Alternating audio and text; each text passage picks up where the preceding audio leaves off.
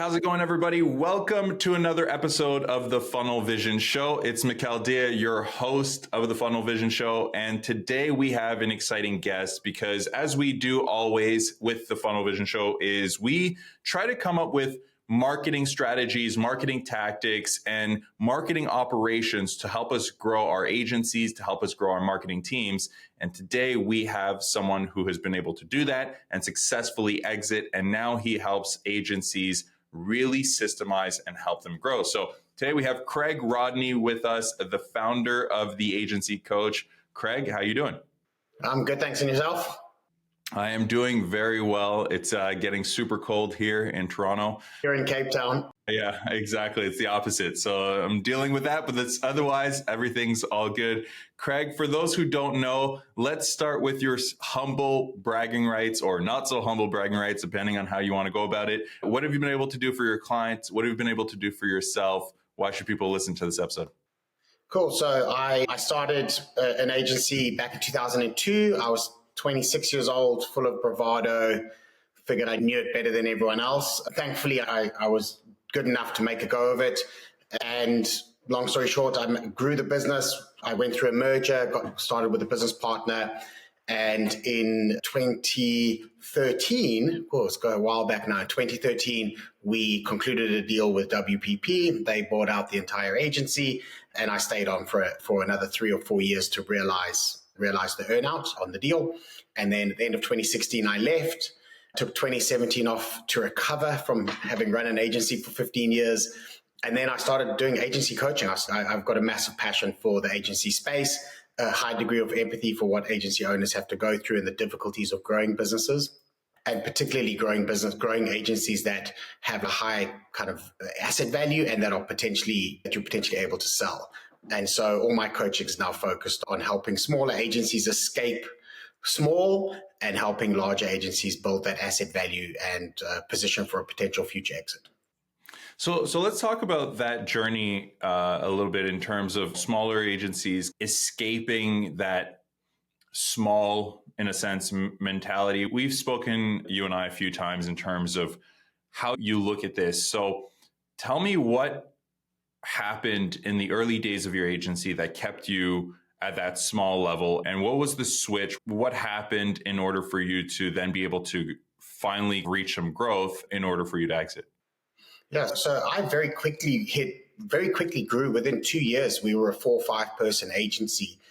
And then we got stuck there for another 6 years after that, right up until the time that I managed to merge with a friend of mine.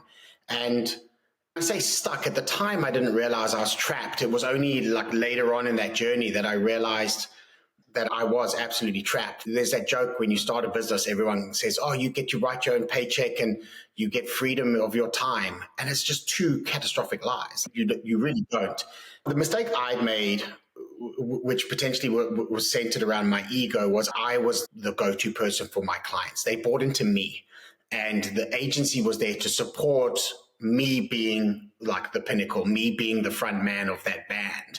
But I personally couldn't scale. And we won some key clients. We won in the tech space. We won Oracle, Symantec. I launched Google into South Africa and then into the rest of Africa. So these were blue chip clients, but I couldn't scale past me. And so I got stuck there. And I had this realization in 2009, one of my employees' dads approached me and was like, hey, he wants to buy some shares in the business for his daughter, who was an employee. And we did a valuation, and I thought I was going to pass out with how pathetic it was. It was a great agency. Like, don't get me wrong. And it afforded me a cool lifestyle through my 20s. But I realized that I was stuck in small. I realized that I thought I was this entrepreneur. And as the years ticked by, I realized that I was a small agency owner, small business owner. And likelihood is that the guy who ran the hardware store down the road was also a small business owner and probably made more money than I did. And I just went, I need to stop lying to myself. I didn't want to do it forever. I knew that I wanted an exit at some point. And my only two options were to wind it down and exit and kind of try and build a life doing something else, or to wind it up and go, let's push, see how big we can make this thing and try and sell it. And I ended up going for the latter. And the first kind of point in that journey was seeking a merger to accelerate that. Yeah, what's interesting is a lot of entrepreneurs, they think about If you've read Rich Dad, Poor Dad, he talks about the kind of four quadrants, and you start off, there's the employee quadrant, you work for a paycheck. Then there's the self-employed, which is you create your own paycheck, but you still have a paycheck. And then you have the business owner, which is you have a system that in a sense works for you. And I think a lot of people mistake that. They say they own an agency, but really they're just self-employed and they have a few people under them to delegate some tasks to at the end of the day. So what is the true difference between a agency that grows and scales, like the one that you were able to take to the next level, versus when you were stuck for those 6 years? And I know you were the crux and you didn't scale, but what's the real difference in terms of operationally, structurally, from the actual agency standpoint? I think I'm going to oversimplify it first, and then I'll give a bit of context. The oversimplification of this is the ability to delegate. And it's not just the ability to delegate, it's the willingness to delegate, which is to have other people doing work for you as opposed to, or doing your work as opposed to doing work for you. And so the crux of it is the owner's ability to build teams of people around him that aren't there to solely support him or her, that are there to build the structure in the business, to be independently brilliant people. The hassle is small agency owners, we get stuck in survival mode. So it's something that you and I touched on before, is I've coached hundreds of agencies, and the small agencies that I coach all have the same origin story. I'm yet to meet an agency that raised money to start. I've never had an agency go, yeah, we raised $1 million, and they had 2 months salary and off they went. So every small agency starts with this abundance of time and a scarcity of money. And the problem, the business model is centered around time having scarcity, which means high value. But we start where it has abundance and low value. And so the difference between a small agency and an agency that's growing is that they can get through that point where the business has to switch mentalities. So I'll explain. When you're stuck in survival mode, when you're stuck in small, you started by having an abundance of time. So you discounted your time to clients, you over deliver, you over promise, you over commit, you do the finance, HR, you do the writing, you do the design, every single thing, and you hire cheaper people beneath you to support that side of things. But every employee you hire at every level, they cost the same. I fundamentally believe that they cost the same. It's just the currency you pay them changes. So junior employee, you pay them a small amount in dollars, but you pay them a lot of time. Whereas a senior person, you pay them a lot in dollars, but you don't have to pay them in time. When you're small and time has an abundance, you want to pay everyone with time. When you reach capacity, which all small agencies do, and they go, we've run out of time, I've run out of time, I don't have any more capacity, there's no more nights or weekends available to me, and I'm not making enough money because I've devalued the thing that should have had the highest value, they get stuck. And it's the people who are able to figure out how to flip that, which is somewhat, again, it's an oversimplification, but to devalue money and increase the value of time, then you can start to grow. And that is the starting point of a growth journey, is going, my time is far more valuable than money. I want to dive into that, but I want to highlight something that you said a little earlier that I think is extremely important and nuanced. There's a delegation of work and there's a delegation of your tasks to remove some of your work, but you're still accountable to the work. And I think that's very important, because most people think delegating means I'm going to delegate some of my tasks, even though I'm still accountable to getting this whole thing done. I'm going to maybe make sure that the design aspect is done by somebody else, or versus actually delegating the accountability and making sure somebody else owns that accountability is a very important distinction. Now, you just mentioned valuing time versus valuing money. But you also mentioned that it's this weird catch-22, because nobody raises money to run an agency. They're not tech startups. They don't need to hire a whole bunch of developers. So they undervalue their time and overvalue dollars. But dollars are actual things in the bank. You've got to pay somebody. You've got to actually transfer some money to people. So tell me, how do you make somebody come to that realization? And then how do we actually switch? How do we actually transition towards that thought process? Most people come to the realization without me. Most smaller agency owners are bleeding from the eyes when they speak to me and they go, Craig, like, I don't have any more time. So I've run out of time. I do 100 different roles within this agency. I'm the point person on all my clients. Everyone that I've hired, I have to help them with their jobs as well. I work nights, I work weekends. I don't see my partner anymore. And there's not enough money in the bank because I devalued it. So they all realize, for the most part, everyone realizes that it's how to escape that where people get stuck. And the truth is, and I try to be quite compassionate, if you're in survival mode, your decision-making frameworks are to survive, right? Like you're at the lowest level of Maslow's hierarchy of needs. So it's food, safety, shelter, security. We're fighting for survival here. When you're in that mode, every decision that ensures you survive next month is the correct decision. I'll wholeheartedly support it. If you have to discount to win a piece of work, it's the right decision. If you have to hire a cheap person because you can't afford an expensive person, it's the right decision. Those are all the correct decisions in survival mode. But they trap you in survival mode. At a certain point in time, you have to realize that the only way to escape survival mode is to stop behaving like you're in survival mode. And so it is to start hiring people that you can delegate larger responsibility to, and who can actually take work off of your plate and deliver it incredibly well, maybe even better than you can. That you have to, and you have to pay people with dollars, not just with time. And you can't be the point person on every client. You can't pay everything with time. You have to actually start devaluing money and go, it makes more sense to throw money at this problem than it is to throw time at this problem. And there's a whole series of behavioral frameworks that have to shift. The awkwardness is that they are the correct frameworks, but they just trap you in survival mode. And so so at the time they feel right. And I'll tell you, they are right, but they're just perpetuating the situation. So you do have to change your decision-making frameworks and your understanding of what is most important right now. The hard bit is, carry on. No, I was just going to say, so for the people listening, tell me, what should they be thinking about, or give like some indicators that, look, if this is you right now and you're currently at this stage, or you're feeling these things, or you're seeing these things in your business, this is now the time for you to really be considering that switch. Because if you're in survival mode at some stage, you're actually in survival mode, and therefore you can't really make that switch. But at some point, there's like that sweet spot where it's okay, now is the time for you to really be thinking about that switch. When is that? It's when you run out of time.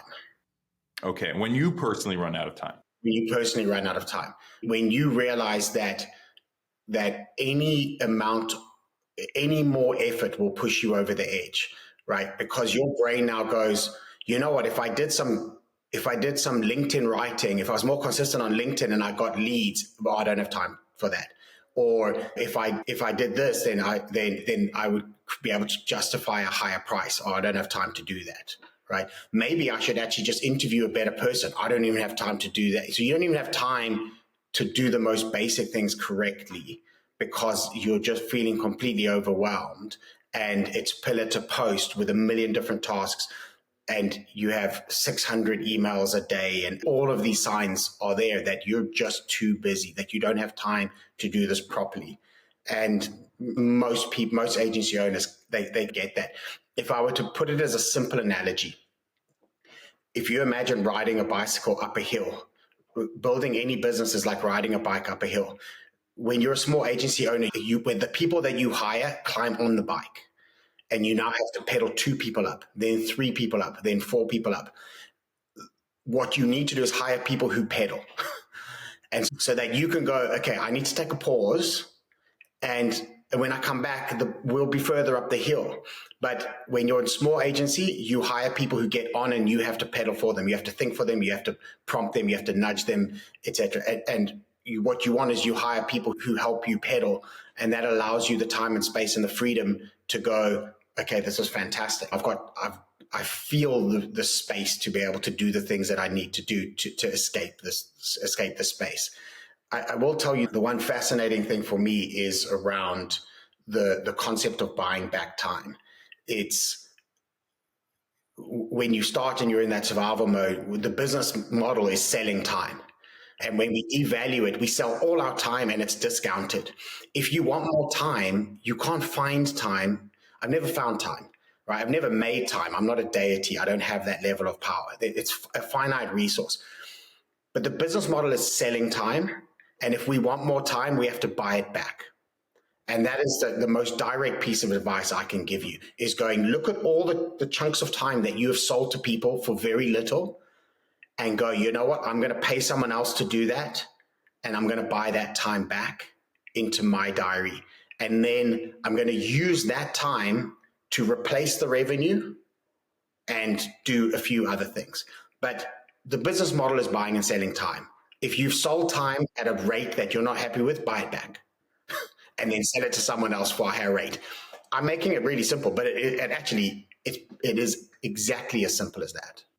Yeah, I think that analogy or that idea of you need to buy back the time. So somebody pays you to do something that takes up your time, but you've made money for it. Now it's time for you to take that capital and use it to buy back some of those hours by basically transferring that capital to somebody else who can take your time. Then that frees you up to do what you're best at, whether that's you going and building networks with the right potential clients, whether it's you thinking about the vision of the business and seeing where it's going to go, et cetera. But it frees up that mind space for you to actually be in that zone of genius in a sense.